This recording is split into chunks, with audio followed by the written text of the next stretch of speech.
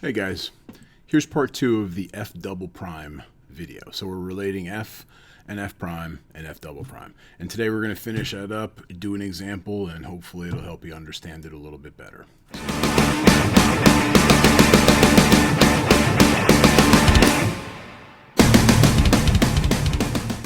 Okay, let's put all the information that we have in one spot.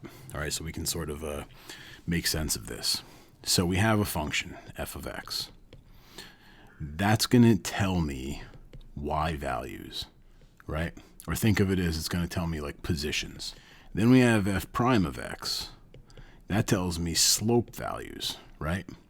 And you can think of that as whether or not f is increasing or f is decreasing. So if f prime is positive, then I know f is increasing. And if f prime is negative, then I know f is decreasing, okay? Now we have f double prime added into the mix. That tells us something about f2. So f prime, we're going to call that a concavity machine, right? F double prime tells me about the concavity of f.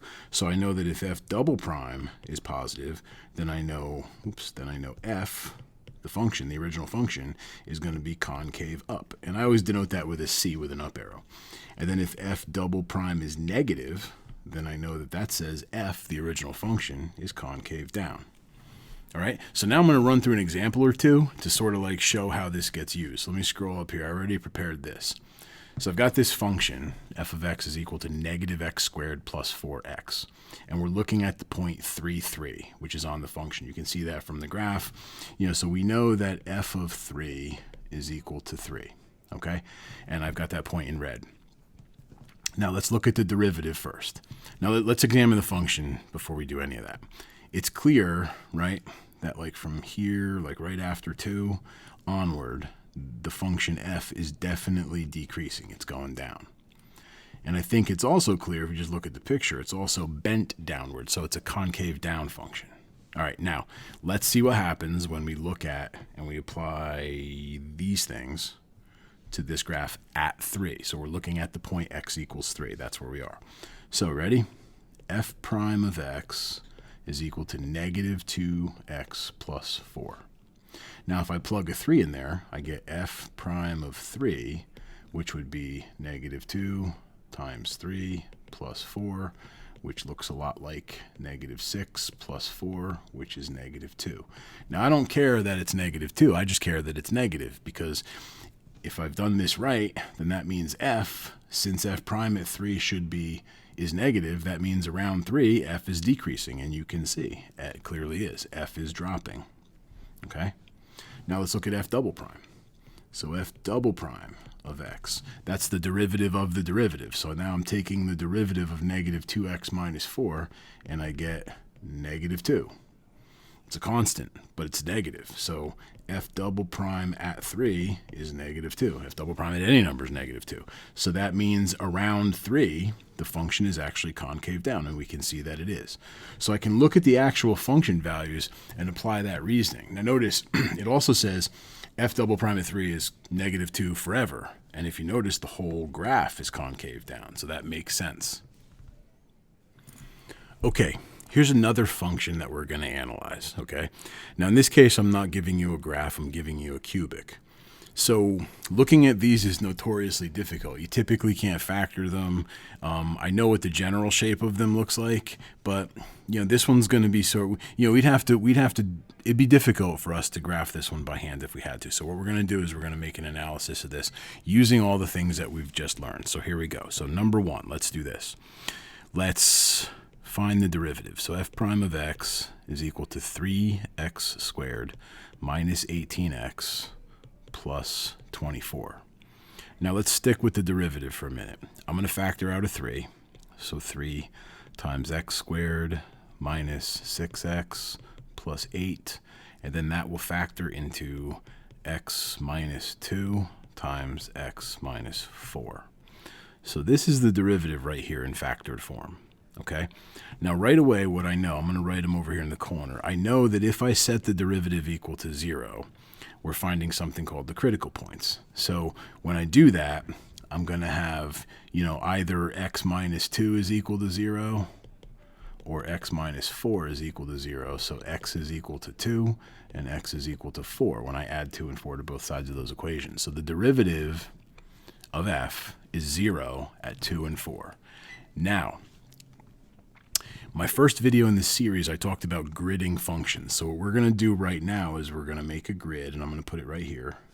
And here we're going to grid f prime for now. So right now I know that f prime is 0 at 2. And I know that f prime is also 0 at 4. In fact, let me move that over a little bit. Put it over here, 4. Okay? Now, remember why we would want to know that, because typically there's 3 things that can happen. If I have a function that looks like this, at the top of it, the derivative is 0. If I have a function that looks like this, at the bottom of it, the derivative is 0. And you're tempted to say, oh, whenever the derivative is 0, I got an extrema. I got a high point or a low point, max or min. But that's not necessarily true, because sometimes functions do this. They flatten out and then they go back up. So you'll get a 0 derivative there, but the function actually doesn't have an extrema there. So you got to be careful for that. And we'll talk about that in 1 second. So let me just delete this. All right, now let's grid f prime. So I'm looking here at f prime. Let me switch to red. If I put in a number that's smaller than 2, like if I put in a number over here, like -10, -10 minus 2 is going to be -12, but I don't care about that. I just care that it's negative. And then -10 minus 4 is also going to be a negative number. And the 3 is always positive. So a positive 3 times a negative is positive. So that means on this side, all the numbers are going to be positive for f prime. Now pick a number that's between 2 and 4, like 3. All right, so I'm going to pick a 3. Now if I put a 3 into here, if I put a 3 into that factor, 3 minus 2 is a positive number. But if I put a 3 over here for x, then 3 minus 4 is a negative number. And then a positive times a negative is negative. So that means all the values for the derivative between 2 and 4 will be negative. Now, put a number larger than 4 in. So if I put a number larger than 4, like 10, that'll be positive because 10 minus 2 is positive. And over here, it'll also be positive because 10 minus 4 is positive. And then a positive times a positive is still positive. Okay?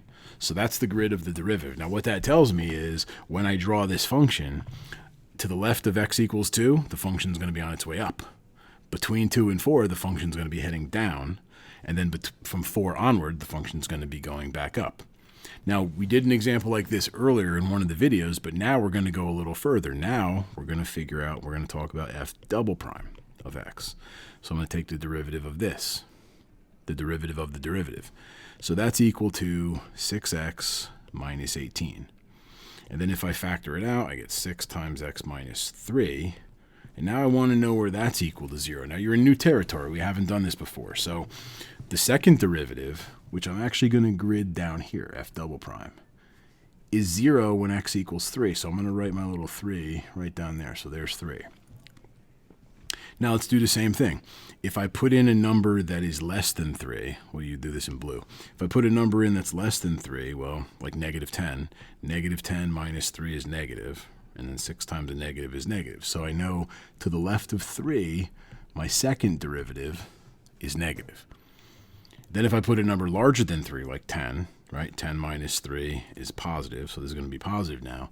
So over here, to the right of 3, the second derivative is positive.